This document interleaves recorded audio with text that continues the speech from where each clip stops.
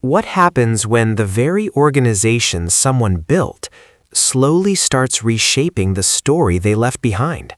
For years, Charlie Kirk was almost inseparable from the organization he created, Turning Point USA. He wasn't just its founder, he was its voice, its strategist, and its public face. Through campus debates, viral speeches, and constant media appearances, Charlie built a movement that reached millions of young conservatives across the United States. But now, after his death, a growing controversy has begun to swirl around the organization he left behind. Some insiders claim that behind the scenes, old clips of Charlie's speeches are being resurfaced in ways that may alter how people remember his beliefs. And the person who brought these claims into the spotlight is political commentator Candace Owens. According to Candace, people within Turning Point USA have allegedly been searching through years of Charlie's interviews and speeches, pulling out specific clips that could change the public's perception of him. If that accusation is true, it would mean Charlie Kirk's own words are being used to reshape his legacy after his death. But what truly made the situation explode online wasn't just the accusation itself. It was a single tweet. The tweet that ignited the internet. The controversy began when Turning Point USA posted an old clip of Charlie Kirk speaking about Iran. In the video, Charlie argued that people in the West sometimes underestimate the realities of life under authoritarian regimes. He went further, saying that if someone truly cared about protecting human rights, they should want Iran to become Western again. The timing of the post immediately raised eyebrows. It appeared shortly after former President Donald Trump authorized a military strike connected to escalating tensions with Iran. Many viewers believe the organization was using the clip to suggest that Charlie would have supported a similarly aggressive stance. At first, the tweet spread quickly among supporters, but within minutes, something unexpected happened. A community note appeared beneath the post, adding critical context that dramatically changed how people interpreted the video. The note explained that the clip had been recorded years earlier, and that in June 2025, Charlie Kirk had publicly called the idea of regime change in Iran pathologically insane. In that later statement, he argued strongly against the possibility of war. In other words, the clip being shared online no longer represented his final position on the issue. Suddenly, the entire narrative shifted. What initially looked like Turning Point USA highlighting Charlie's views began to look to some critics like the organization was promoting an outdated statement that he had later rejected. The community note quickly went viral, and with it came a flood of speculation. Was this simply a poorly timed social media post? Or was it evidence of something much bigger happening behind the scenes? For Candace Owens, the answer seemed clear. She believed it might be the first sign that someone inside the organization was trying to reshape Charlie Kirk's legacy. A movement built around one man. To understand why this controversy matters so much, it's important to understand how central Charlie Kirk was to Turning Point USA.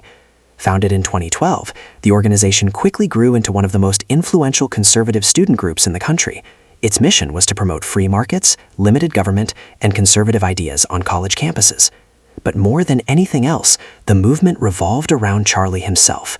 He was the one debating students across the country, delivering speeches, hosting podcasts, and appearing on national television. His personal brand and the organization's identity became almost inseparable. So when Charlie died, the future of the entire movement suddenly became uncertain. Who would lead it? Who would protect his legacy? And who would decide how his message would continue? The answer came quickly. His wife, Erica Kirk, stepped forward to take control of the organization. On paper, the decision was presented as a way to preserve Charlie's vision and continue the mission he had started.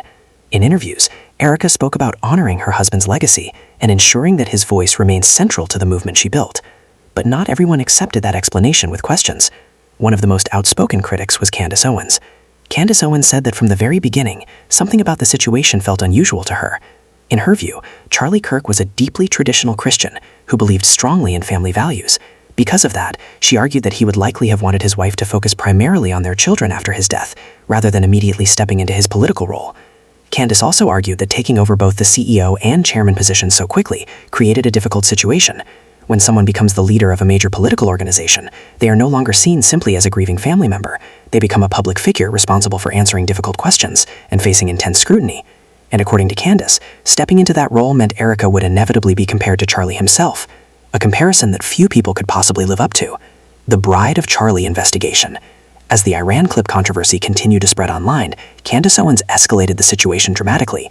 She released a new episode of her investigative series titled Bride of Charlie. In that episode, Candace did more than question Erica's leadership. She questioned her motivations. Candace alleged that Erica and her mother had long pursued attention and influence in political circles, even before Charlie's death. According to her, Erica's mother had encouraged her to position herself around powerful people and remain visible in important social and political environments. Those accusations were explosive, and they quickly fueled an intense debate online. Supporters of Erica argued that Candace was attacking a grieving widow. Critics, however, believed the investigation raised legitimate questions about what was happening behind the scenes. The leaked audio. The controversy reached another level when Candace released what she described as a leaked audio recording. According to Candace, the recording captured Erica speaking just days after Charlie's death. In the clip, Erica reportedly sounded enthusiastic when discussing merchandise sales connected to Charlie's name.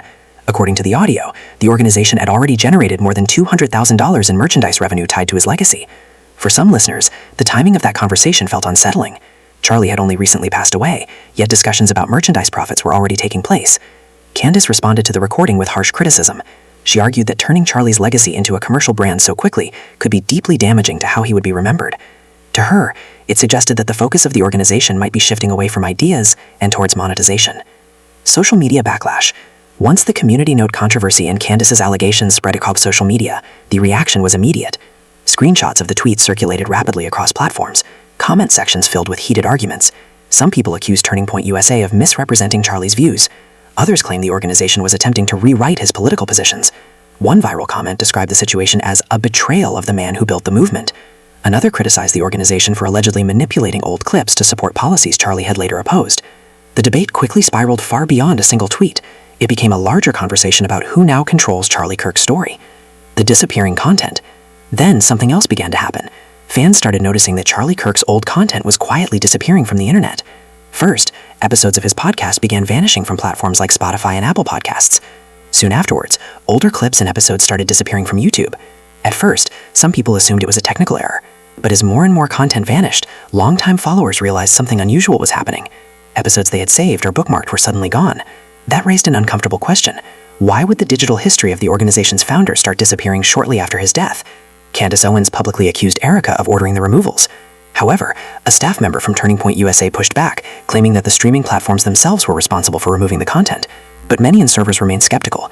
Streaming platforms rarely remove large amounts of content simultaneously across multiple services without a request from the people who control that content, which means someone, somewhere, may have made the decision. A legacy in question. When you combine disappearing content with old clips resurfacing out of context, the entire situation begins to look very different. To some observers, it appears that the narrative surrounding Charlie Kirk may be gradually shifting.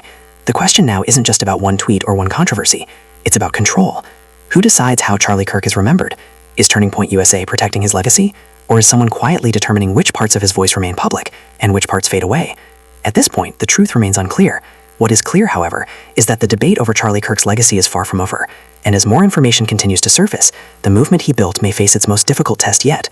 Because sometimes the biggest battles over history aren't fought in public debates. They're fought over who gets to tell the story.